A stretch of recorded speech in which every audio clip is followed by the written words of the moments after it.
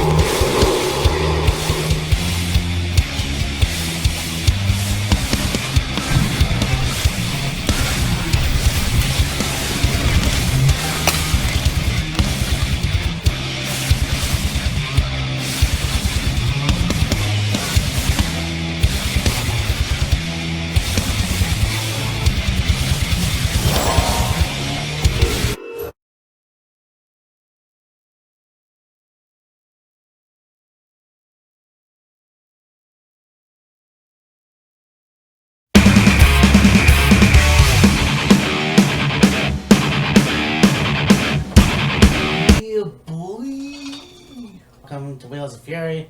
This is Killer Kyle, and I'm the couple-time Toronto Police Games trophy winner, failed actor, dog lover of all breeds, and Peterborough's favorite adopted son, Mean Matt. I didn't know if that was going to go over well, but there it is. I'm this, and this is my partner, Kyle. Yeah. Well, you know what I was trying to do. Yeah. Anyways, so today we're going to talk about TLC, Tables, Ladders, and Chairs of last year. Now, we may have mentioned that we were going to do the prediction show a week after, but unfortunately, things took a turn for the worst. I ended up ill and almost dead, for lack of a better term, but I'm here now, and everything's great. But yeah, completely missed the show. I did see one match from a DVD that my brother had, so that's pretty cool. But yeah, Tables, Ladders, and Chairs. Yeah, this was actually a pretty good show. The main event, what was interesting, the way it all went down, it kind of made sense, but there's also some aspects of it that you kind of go, how much sense does that really make? But we'll get a little more in depth into that come talking about the match itself. Yeah, last year it was like a hit and miss, like every fucking year, but you had a lot of good matches, a lot of bad matches, and this really made a little bit of sense about the storylines with these wrestlers, and I don't know, there's really not much I could say, except it did make more sense to have these wrestlers go over on this night. Yeah, that's the only way I can. But anyways, before I start blabbering, let's get it on! So we started off with the Cruiserweight Championship match featuring Buddy Murphy and Cedric Alexander. This match was actually a fairly good match. Yeah, Buddy Murphy definitely really proved himself as a 205 competitor, cutting his weight down and winning the title at Super Showdown. I'm not even sure if it was before or after this. Yeah, so Cedric Alexander basically won the match at WrestleMania. Right. For the tournament that they had before. Yeah. But not seeing the preview of this pay-per-view, I have no idea how good this match was. I'm pretty sure it was pretty awesome. Yeah, it was really good. But you definitely see someone that went from the Indies to WWE and really take off from there. And Cedric was always that guy that was really impressive. I mean, you saw him being tag team with, yes. Yeah, the CNC Wrestle Factory and Ring of Honor. Yeah, so you have that, and it's like, to go from that to the Cruiserweight Classics, Yeah. and whatever else he did before, but Mm-hmm. to go to the Cruiserweight Classics and fucking go to 205, get a shot at the Cruiserweight Championship, Mm-hmm. and yeah, it had some kind of stupid storyline with Alicia Fox, but you know, to get where he was at, and then go to WrestleMania, win the title, and then you have this feud with Buddy Murphy. Now, Buddy Murphy obviously would have get the title at Super Showdown in Australia, so Yeah. this was a good match. Mm-hmm. So, next we go on to a ladder match with Elias and Bobby Lashley. And the concept of this match, I have no idea how they came up with this idea or why the fuck they did this. There's a guitar suspended above the ring. Person that climbed the ladder to get the guitar could use it on their opponent. That's very Vince Russo-esque. She didn't see the match, obviously, so I knew going into it was going to be bullshit. But there it is. I mean, why would you have this match?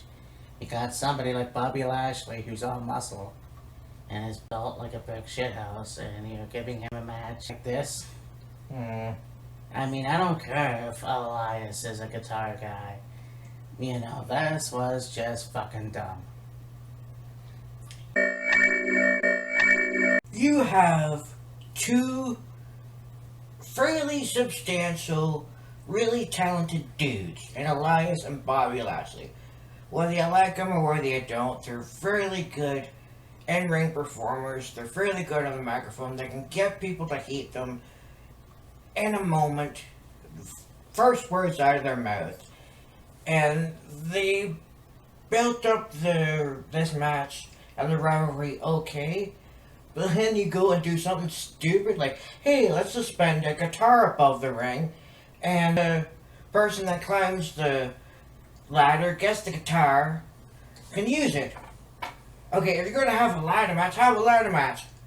Leave the guitar out of it. It's got nothing to do with the match, nothing to do with the rivalry. You idiots!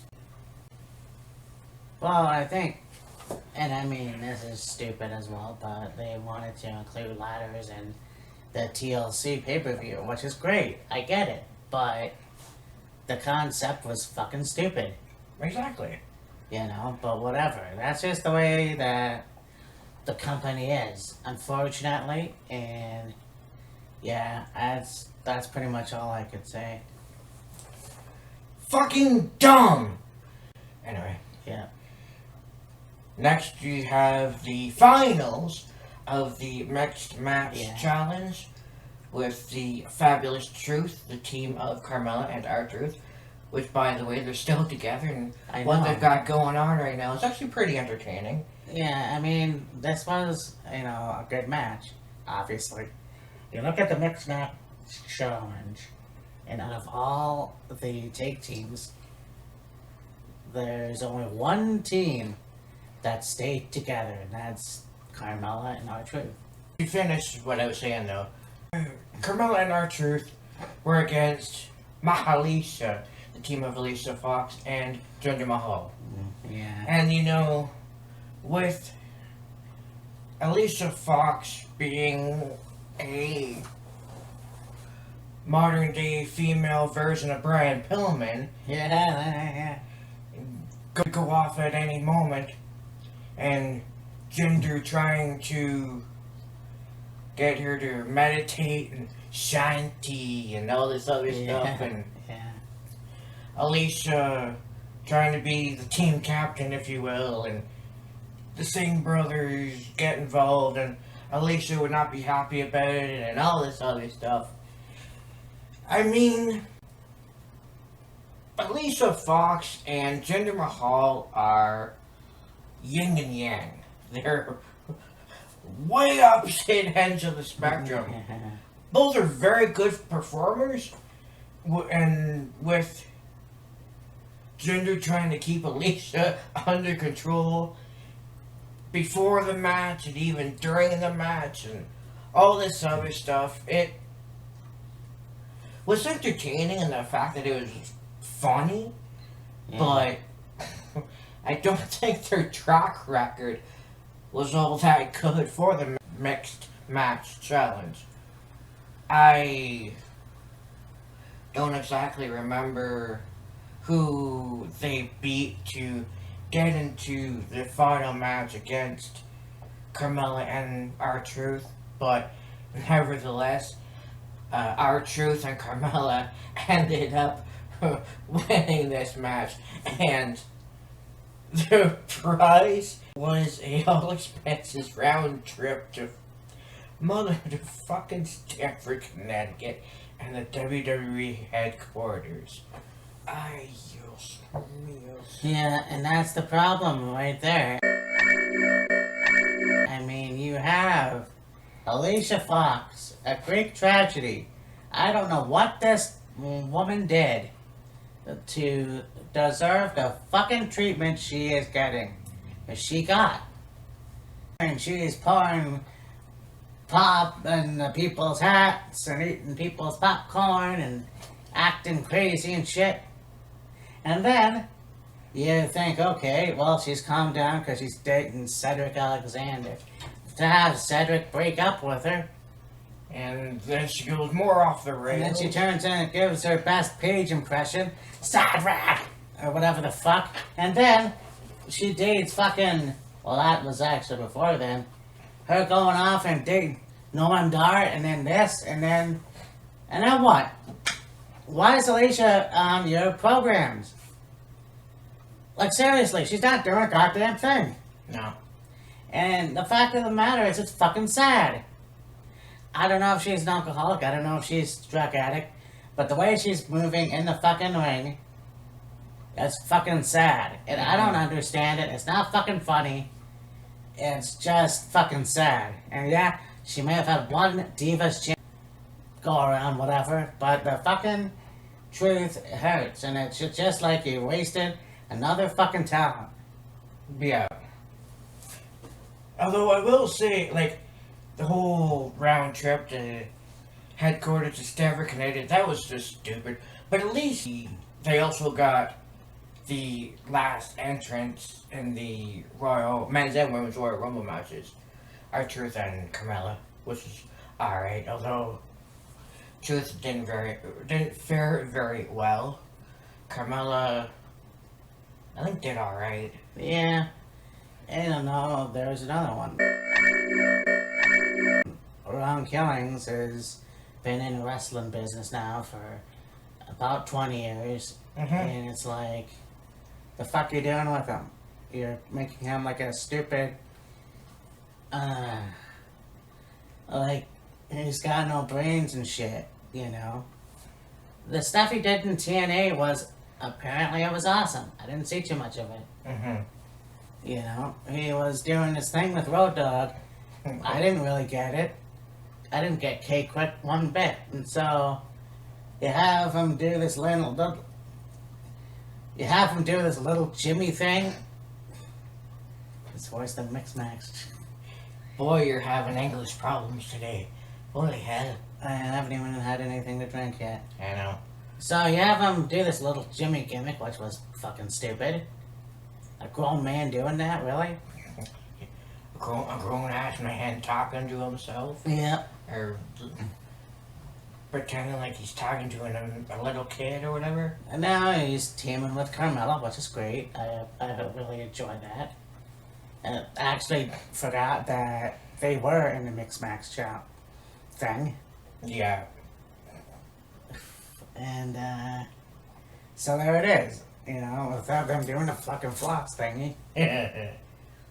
Next is a triple SmackDown Tag Team titles. You've got the champions, The Bar, Yes. the New Day and the Usos. Yes. Yeah. This match was a fairly solid match. Yes, I actually saw all those guys. And you know, I don't know where Sheamus is now. Like, he's doing his YouTube workout show. Yeah. So I'm not quite sure what else he's doing. Unless he's doing another movie. But then you have Cesaro, who his time's almost due. I think so, yeah. You know, put him in a goddamn title picture. Like, seriously. Then the Usos and the New Day, obviously, there's great history there. Yeah. So, yeah, this was a pretty good match, actually. Made for 3 very solid tag teams, made for a very solid match. Yes. So, anyway. The work of the bar was great. Everybody remembers the history with the New Day and the Usos. Yeah. And the bar, I guess, as well. So you put 6 supremely talented competitors in the ring together in a match for tag titles, there's bound to be some really good stuff, and it actually was very good. Yeah, for sure. And the bar retained the tag titles in this match. Yeah, you know, Sheamus and Cesaro have always been a really good team, whether or not they were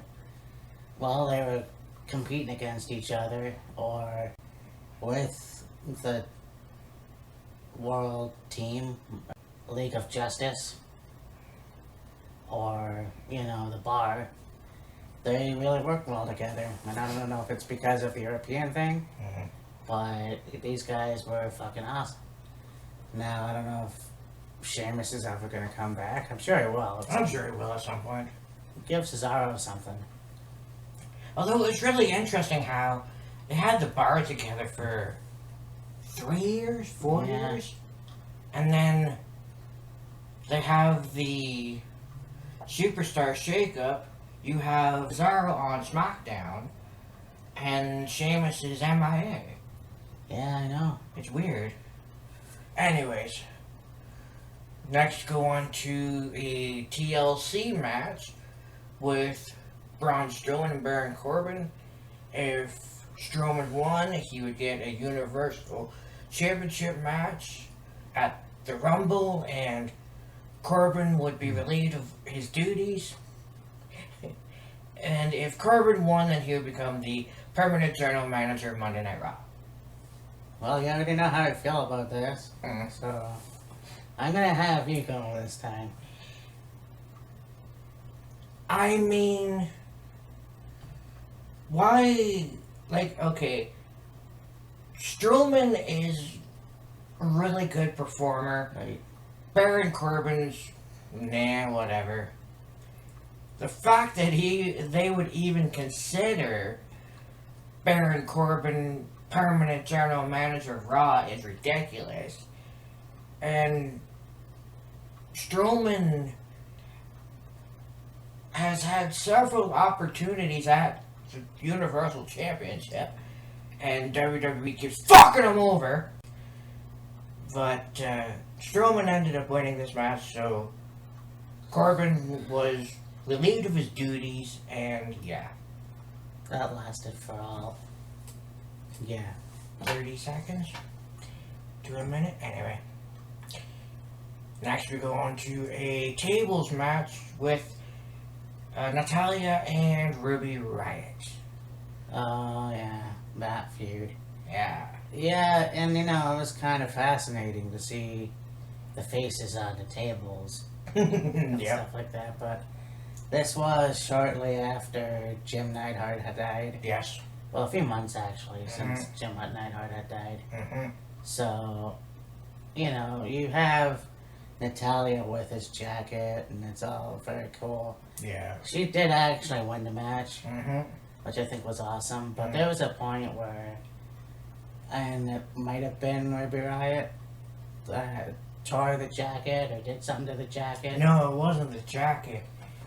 Oh, it was the glasses. Yeah. Okay. Natalya had a pair of sunglasses that her dad wore, and she wore them to the ring one night, and a 6-person tag match, I think, was Natalya, Bailey, and Sasha against the Riot Squad, and Ruby got a hold of them and broke them and stomped on them and Yes. smashed them to pieces. And Natalya's a blubbering mess. And the match ended. Yeah. Do you think those were his real glasses, though? Because I don't know. Maybe. Yeah. I don't know if they'd be that cold-hearted to do that shit, though. Yeah, But you never fucking know. WWE's done some cold-hearted shit throughout the last quarter-plus century. Yeah, so who am I to speak, I Yeah. guess. But yeah, Natalya won. You know, as much flack as I gave her, or have given her, hell, I'll still probably give her, but it's like, we have kind of felt sorry for her. And not in like a condescending way, but the fact is, she just lost her dad. Yeah. So you're gonna fucking feel for her. Yeah. Especially, you know, when she brings out his jacket. I mean, we're just watching an interview with Jungle Boy, and he's talking about Rick Perry, and it's like, it's kind of just, it's weird, you know, I can't fucking imagine, Yeah. but anyhow. Next, we're going to pretty much the only non-stipulated match of the night. We got Finn Balor against Drew McIntyre. Oh, I can't believe I forgot about this match. You got the Scotsman versus the Irishman. Yeah. Yeah. And you know, like I keep saying, that Finn Balor is white bread, and he is, but he moves very well, and he's the Intercontinental Champion for a reason, I will say that. Now, on the other hand of Drew Galloway, or McIntyre, whatever you want, the guy definitely needs to have a Universal Championship or a WWE Championship at some point. Yes. Fuck, make it this year. Yeah. What do you fucking have to lose? You have as much to lose putting Drew in a championship match for the Universal title or the WWE Championship as much as you have to lose in the match with Joe against Kofi. Oh! No, I'm not doing that again. Fuck that. That was not really meant to be a burn, but I find it to be the truth. You do. You've got as much to lose putting Drew McIntyre in a match for the Universal title, the WWE title, as you do putting Joe in a match with Kofi. Not to take anything away from Kofi, he's been a hell of a champion, but Drew and Joe, I think their time is past due. Exactly. No, I definitely agree with that. You know, it's kind of, Joe needs to beat Kofi at some point. You know, if it's not now, then it better be down the road. I'm sick of fucking hyping wrestlers up. Like, having Joe and Brock Lesnar in a match and hyping it up and making it a big fucking deal, and who wins? Yeah. Exactly. So, put Joe, give him the title, see where it goes with that. Yeah. Drew McIntyre, same thing. Drew definitely has worked his ass off. He, you know, what are you gonna do? Send back to Impact? Yeah. They believed in him there. Put the Universal title on him. Like, goddamn, man, the guy deserves it. You can't be Shane McMahon's Scottish Terrier for who knows how long. Yeah. Next, we go on to a chairs match. Wait, who won this one? Balor. Okay. Yeah, Balor beat Drew. And we have a chairs match with Rey Mysterio and Randy Orton. Oh, yeah. Yeah, that's a feud that's been reopened. Mm-hmm. You know, I think those guys had a better feud, although that was cold-blooded too, because that was right after Eddie died, and Yeah. you know, Orton, Randy's in hell, and well, whatever. And I mean, this was a good feud, I guess. I think Ray's definitely, since he's came back, he has gotten a lot more muscular. Yes, very and much so. Very much. He's taking care of his diet. Yes. He's working out. He's looking a lot younger than he is, and you know, much is great. You know, I think put him in more matches and see what he can do. Now with Randy Orton, I hate Randy Orton as a wrestler. I mean, great ring psychology. That's, you know, given. I just don't like him at all. Yeah.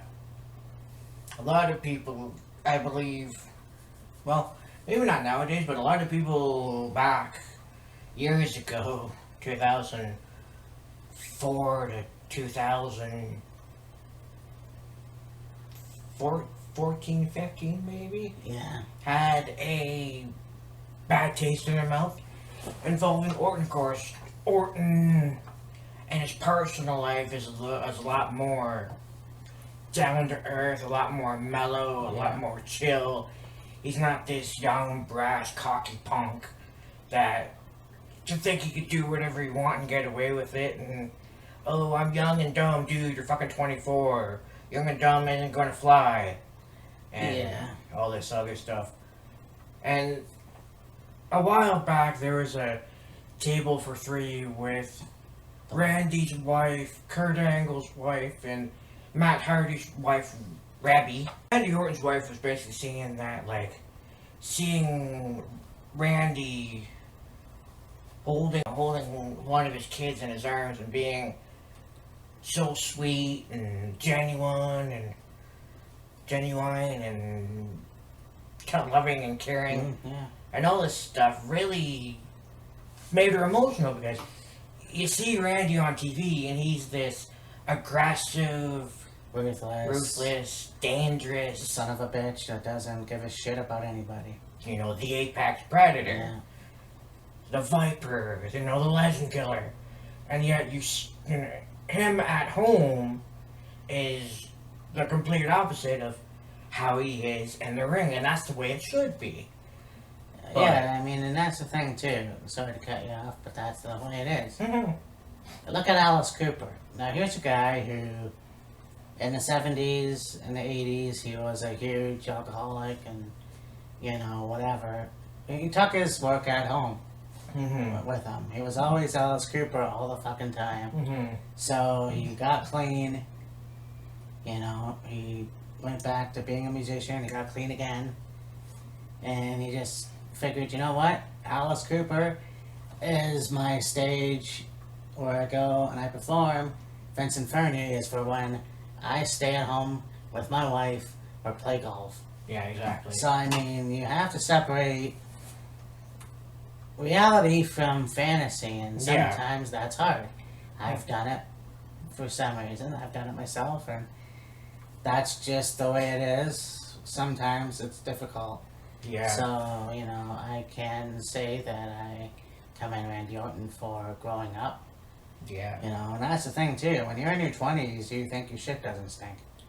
Yeah. So. And then when, you know, you're in your 20s and you think your shit don't stink, but also you got people constantly putting it in your ear and in your head that, you know, you're a third generation superstar. You're the cool, it's gonna be squeezed into the next diamond. You're the best, you're the best, you're the best. Future of WWE. You're the best. All this other stuff. And he believed it, but he believed it to a point where he took it too far. Him on TV was similar to him, like, him in person was similar to him on TV. Now, I don't, like, he had his vices as well, as was mentioned by his previous wife, and all this other stuff, and it really took, like, him having a child and children and a family to really go, okay, I gotta stop being a fucking dick in order for my kids to see me in a different light. Mm-hmm. But yeah. But I mean, that's the way it is, you know. So, who won this match again? Right. Ray, that's awesome. So next we go to a match for the Raw Women's Championship. You have the Rowdy one herself, Ronda Rousey, against Nia Jax. Oh, yes. With Tamina. Yeah. Nia Jax and Tamina, the failed take team.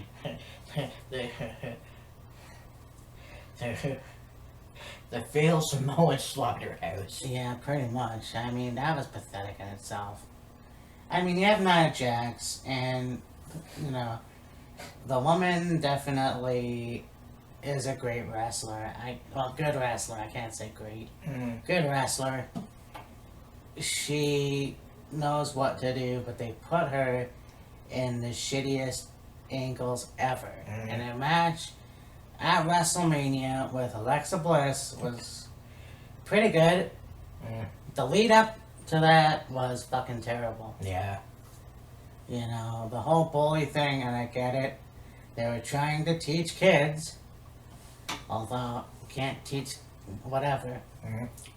Yeah, so anyways, you're trying to teach kids how to not bully, blah, blah, blah. Okay, so what? You're teaching them not to get bullied, just to kick someone's ass? Basically. So, I mean, the storyline was shit, you know. Then she wins the title. Then she challenges Ronda Rousey to a match. And then she becomes a heel. And then this, and that, and it was just fucking dumb. This snowballed into a big mess. So this match, well, it was okay for what it was. You know, I think Ronda Rousey should be coming back, if she is coming back anytime soon. Yeah. I mean, she's still involved with the WWE because they keep airing a lot of shit with her, so... Yeah. Who knows what's going to happen with that. And not only that, but I mean, you've got Tamina not really seen right now on TV, and Nia Jax right now is currently recovering from double ACL surgery.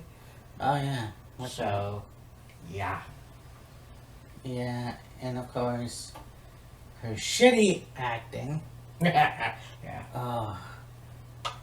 I don't know who's worse. Miz being a face or Nia being a heel. God. Oh, yeah. But, yeah, who won this match? Ronda. So my left-handed sister. There you go. And then for the WWE Championship, Daniel Bryan against AJ Styles. Yes, and you look at those two and you think they're going to have an awesome match, but WWE's going to go, Actually, this was a pretty good match. Yeah, it was not bad. It wasn't like you would expect, but it was pretty good. Yeah. Yeah. I mean, with two guys like Bryan and AJ kind of having similar in-ring styles, no pun intended, you would think that they would have a really good match, and they did. Like, it wasn't fantastic, it wasn't boring, it wasn't shit, it was just kind of neutral, but yeah, a solid performance by both of them. Pretty much, yeah, they won. Yeah. Yeah, it's unfortunate because I know they could do better. But this was like when Daniel Bryan just became a heel. Yeah. And before Eric Rowan. So, this was interesting. I think this was actually the turning point where AJ was going to lose the title to Daniel Bryan. Yeah. And Daniel turned heel. Now, whatever it was. So, anyways, who won this match? Bryan. Bryan, yes. And then we go to match for the Intercontinental Championship with Dean Ambrose and Seth Rollins. Oh, yes. Yeah, kind of, for some reason, forgot. Yes. The fucking Shield. Two former members of the Shield going at each other for the Intercontinental Championship. And anytime Ambrose and Rollins were in the ring together was genius. It was. Magic. Those two pulled out all the stops. And the fact that Jon Moxley is in Japan is a great move. Yeah. After all the shit they did to him. Mm-hmm. It's just too bad. You know, the fact is, Seth Rollins and Dean Ambrose had 5-star matches almost. And yeah. It was pretty cool, you know. I think you look at these two guys and you think, okay, maybe they were Grand Slam champions, but do you think that they were worthy of being Grand Slam champions? I don't know. They've been in the business for a long time. You look at Dean Ambrose and you think, well, here's a guy that you take Mick Foley and you take Terry Funk and you put them together, and then that was another wrestler that I compared him to. Maybe Roddy Piper. What's that? Brody? No, not Brody. So yeah, you take those three wrestlers and you get Dean Ambrose and stuff. But the shit they gave him, like Blanche the Fern, fucking really. Like he said in his podcast interview he did with Jericho, he got so creatively wore out mentally, physically, emotionally, having to try and make chicken salad out of chicken shit, that he just went, you know what, fuck it, I'm out of here, I'm done, I'll see you later, and he's in Japan right now. Yeah. Vince, get your fucking hand out of your ass. I need a drink. But anyways, yeah, so this was a good match. Yes. Obviously. And, you know, I think Seth definitely... I mean, where does Seth go from here as well? Like, he's done everything, almost. Yeah. Well, I mean, besides beat The Undertaker, or face The Undertaker, but why do you want to bring him back? Well, they're gonna have Taker and Roman against Shane and Drew and Extreme Rules, but yeah. Huh. Well, anyhow, there it is. Yeah. But Ambrose ended up winning this match. Yes. And then we go to a triple threat TLC match for the SmackDown Women's Championship against Charlotte Flair, Becky Lynch, and Asuka. Yes. This I saw, actually. And, yeah, I gotta say, this was a great match. Yeah. On this night. I mean, you know, fucking finally, you put the title on Asuka. And that was great. That was really great. And where is she now? Like, you took the title right off of her. Yeah. Why? Why couldn't you just won with it? Why couldn't you just won with the fucking... But no, you just couldn't do that. You know, you start the year, you have Asuka win the Royal Rumble for the women. Why? But I thought, oh, this is great, this is cool. Shinsuke Nakamura, winner of the Men's Rumble. Asuka, winner of the Women's Rumble. Awesome, but nope, we have to have both guys, both people lose. Why? Who fucking knows? Oh, they're not American. Fuck you, Vince. And now, you have Vince have Asuka and Charlotte in a match at WrestleMania. Why?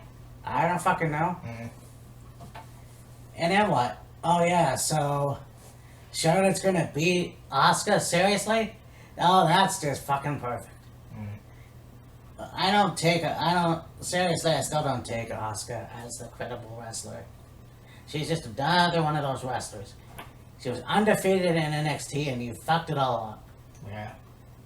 Yeah, okay, she's teamed with Kairi Sane. So what?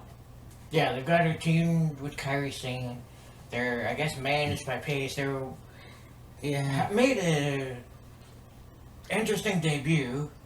They were on TV for a few weeks, and then bye. Yeah, bye, basically. Why couldn't they just wobble with? That was just bullshit. Yeah. That was so fucking dumb. And you deserve all your guys going to AEW because you're fucking them up. Every last one of them. And Asuka is another example of why you're going downhill. Because Asuka could be a long reigning champion. Yeah, okay, you have Ronda Rousey. Ronda's gone right now. Mm-hmm. Okay, you've got a fuck shirt fire. What about Asuka? Mm-hmm. So that's, it's too bad. That's just too fucking bad. The way that you've treated her, and I don't even know what else to say. The interesting thing about this match is the interference of one Ronda Rousey. Oh, that's right, yes. Now, I understand it in the aspect of, okay, Ronda was trying to get back at Charlotte and Becky for the moment being taken away. Becky and Ronda at Survivor Series. Charlotte took Becky's place after Becky got rope shot in the face by Nia Jax. Ouchie, yeah. And then, Charlotte using a candlestick on her and blah, blah, blah, blah, blah. But come on. You have Ronda push the ladder over.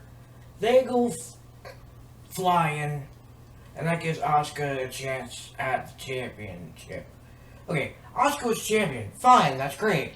I got no problem with that whatsoever. But don't you think it could have at least prolonged using Ronda Rousey to get back at Becky and Charlotte or whatever until, I don't know, Monday night, the Raw after month, 2 months down the road? Did you really need to do it then there on that night? Yeah, that's a tough call. I mean, their match at WrestleMania this year was... Oh, it was awesome. So, whether that made up But it took for fucking long enough to get there. I know. And now where's Ronda? I don't know. Becky She's Lynch. going to become a baby factory. Oh, yeah, that's right. Baby making factory. Forgot about that. But now you got Becky feuding with Lacey. Charlotte, well, who cares? There's the thing, and that's just the way it is. And the fact is, Asuka could have been more when she wasn't. Yeah.